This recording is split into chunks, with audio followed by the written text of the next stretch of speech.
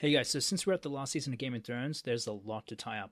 And I was just wondering if they don't address some of the burning questions and leftover storylines from the early seasons. So that's exactly what we're going to do here in this video. And just in case some of the theories brought up here actually make it into the real show, spoiler warning for this entire video. Alright, so the first thing we're going to look into are the loose ends, and here's one of the big ones, Quaithe. Her name isn't quite clear in the show, but she's a much bigger character in the books apparently, and she's quite the odd character when you think about it. She happens to know all this random stuff about people who literally wander into the city, and she also happens to be a Shadowbinder, a magic practitioner much like Melisandre. She spends much of her screen time with Jorah and correctly guesses that he betrayed her before and questions if he will do it again, although I feel like she would already know if he would anyway. She also happens to know that Dany's dragons weren't safe in Qarth at all, and also points Jorah in the right direction when the dragons go missing. She's also seen painting a protection spell on a sailor traveling through Valyria to avoid the Doom, which was sort of weird as it was shown right in front of Jorah, who later travels through Valyria and contracts Grayscale. Seeing as this character got a lot of things right about the prophecies in the show, I'm just wondering if she'll show up again in Season 8. In the book, she also offers prophetic advice to Daenerys in her dreams that also happens to be ridiculously accurate, so she appears to be a really important character in the books, but not sure if that will translate to the TV show. Okay, so this next part might end up becoming a really important part in Season 8. It's about Maester Luwin, and he was a really big part in Bran's journey in Season 1, but there was also a very specific moment where he was talking to Bran about magic and dragons, and where he points out a Valyrian steel link in his Maester's chain, indicating that he tried to study magic at the Citadel. Now, Valyrian steel is incredibly rare to come by. The Lannisters, who were the wealthiest house in Westeros, didn't have a Valyrian steel sword in their family for generations since they lost Bright Rule. And on top of that, there appears to be no more Valyrian sword crafters in the world, only 3 who know how to rework it. So there may be a small supply of Valyrian steel in the Citadel, as well as a single chain link on Maester Luwin's body if Bran is looking to find one in preparation for the White Walkers. Another loose end are the Red Priestesses and the Lord of Light. Ever since the resurrection of Jon Snow and Beric, it was apparent that the Lord of Light would play a significant role in Game of Thrones.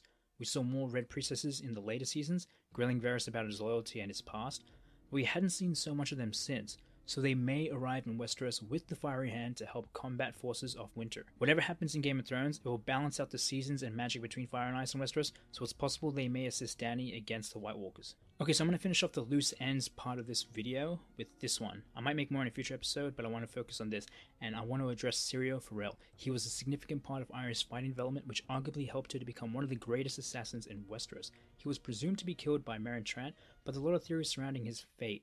Firstly, the fighting was off-screen, and he had proved himself quite capable before against fully decked-out Kingsguards. Secondly, there was a certain thing about his dialogue with Arya that may indicate that he became Jaqen H'ghar later in the show.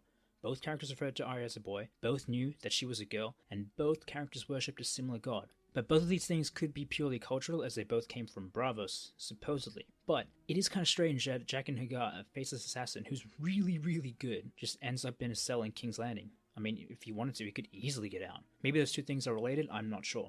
On top of that, Ned was the one who specifically hired Syrio to train Arya, which is quite significant as Ned is an experienced warrior who may not have traveled to Braavos before, and despite knowing plenty of incredible swordsmen and fighters, he chooses a skilled water dancer to train Arya. Now this could be because he knows that Arya would be more accustomed to stealth and technique rather than the typical hacking done by Westerosi knights, but it's quite an important decision and not one that Ned will gloss over when it comes to training his daughter. But this theory is still pretty tinfoil and it may be completely ignored in Season 8, but it is a theory that's been floating around for quite a while. Okay, so now we're at the part where we can address some of the burning questions in Game of Thrones. I might list out some of these pretty quickly, but I want to make sure I get this video out tonight as Game of Thrones is actually releasing pretty soon, and I want to get this done in time. Alright, so here goes. First one's up. Will the creation process of Valyrian steel be rediscovered? This is a popular one, and with the return of Gendry in the show and dragons being reborn in Westeros, it seems pretty likely, as now the info could be found in a book from the Citadel, or Bran could just simply look it up in the Weirwood network and follow the creation of ice. He could probably see where the first Stark got ice and see how it was made. This technique could be used to do a relic hunt for the other pieces that are scattered across Westeros. Alright, next one, and this one's a quick one. Is the throne made out of Valyrian steel? Theory has it that it was created with dragonfire, which could be how Valyrian steel is made, but I think that someone staring at it or sitting on it would know if it was. But still, this is a really loose theory, and will only come into play if the Night's King had any desire to sit on the metal throne without breaking it instantly. Okay, so this next one's a really loose one, and it is, would Arya become a villain? It's weird having an assassin to take out the army of the dead. They don't seem to fall for manipulation and stealth so easily like people do. It doesn't really matter what face you put on, as whites will appear to attack anyone that's human. So why spend so long building up Arya if she appears to finish off most of her list so easily? There's usually a big purpose for who she is and what she can do, so maybe she becomes a villain either on her own or through manipulation, or she doesn't turn into a villain at all and just so happens that her skills come to play more so with Cersei than with the Army of the Dead. On a small but related theory, I'd like to think that in some way Cat's Paw and Needle come together to fulfill a big purpose in the show. Like I wonder if Gendry will coat Needle with Cat's Paw to become Cat's Needle, used to protect her children or become the new sword of House Stark. Seeing as Cat's Paw and Needle are incredibly important to the journey of the Starks, and they don't have a Valyrian steel sword for their house anymore. Alright, so next question. Will the Night's King fly straight to King's Landing, add them to his Army of the Dead, and use the pincer technique on the north when they arrive at the God's Eye? This was a bit of a throwback when Jon was discussing battle techniques with Tormund, but it could be something that happens on the show considering that the Night's King has a dragon and could easily fly to King's Landing. But it does raise the question of how he would turn anyone into whites or add them to the Army of the Dead by using dragon fire on King's Landing citizens, unless the fire automatically turns them to whites, or there's some other means, I don't know. Okay, so next question. Will the history of the Night's King and the White Walkers be revealed? I reckon so. It won't be to the level of depth described in the books, but I think there's a big purpose question that they need to address for the White Walkers, and I reckon they will. They may show that the Night's King was a Stark. They may also dissect the whole Prince that was promised prophecy and describe it as a sacrifice or an agreement with the White Walkers to offer an heir to the Winter Throne. Now this leads to the next burning question, but this is a big one, so stick with me for it. Is the Night King the real villain of the show, and what do the White Walkers want? They seem pretty brutal and might come off as mindless killing machines, but is that really the case? They appear to be more complex than that, creating art for specific purposes, taunting people and letting them go, being true to their mission without getting distracted, working together and communicating almost without words, and also, in some cases, being able to see the future, and this is more so for the Night King. These traits seem to be beyond human at times, but there is a definite purpose to what they are doing, how they use their traits and powers, and why they only started acting now. Whatever their purpose is, it's worth thousands of years of patience. Think back to their birth. They were created to fight men, but the children of the forest and mankind both teamed up to fight the walkers together, which led to a period of peace. So why do they return now? Perhaps the walkers decided to come back as they saw an opportunity to take over Westeros as the country would be at its weakest after the many seasons of wars and fighting, where mankind would be less prepared and capable of fighting them back with their reduced populations.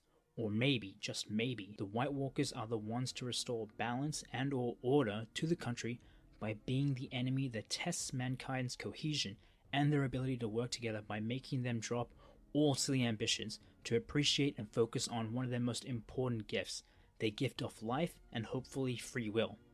The Army of the Dead are all mind-controlled. They have no free will but the will of their masters. Winter is unforgiving and ruthless, but life has possibilities, as Tyrion often mentions. By reminding mankind of this gift, they may conclude their senseless violence and enter an age of peace. If you were to completely scrub out the entire White Walker segment from the whole show, Westeros and Essos have had absolutely no troubles in fighting and destroying each other.